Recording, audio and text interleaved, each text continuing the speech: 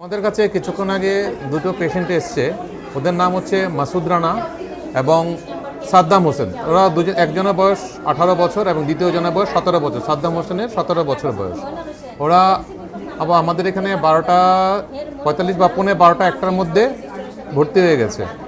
দুজনেই এসছিল আমাদের পিলেটস ইনজুরি নিয়ে এসছে।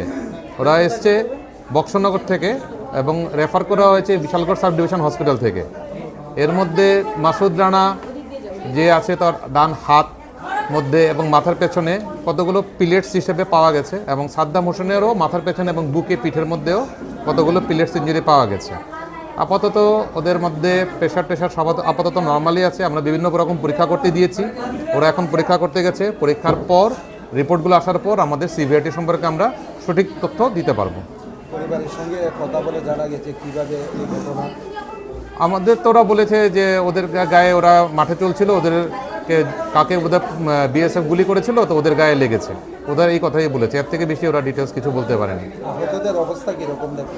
আপাতত তো স্টেবলই আছে, কিন্তু রিপোর্টগুলো পাওয়া না পর্যন্ত আমরা কনফার্ম করতে পারবো না যে কতটুকু সিভিয়ার হয়েছে, কতটুকু ভেতরের অর্গান ইঞ্জুরি হয়েছে কিনা সেটা আমরা এখন আপাতত বলতে পারছি না। কিন্তু আপাতত বিপি প্রেশার এখন আমরা মোটামুটি ঠিকই পাচ্ছি।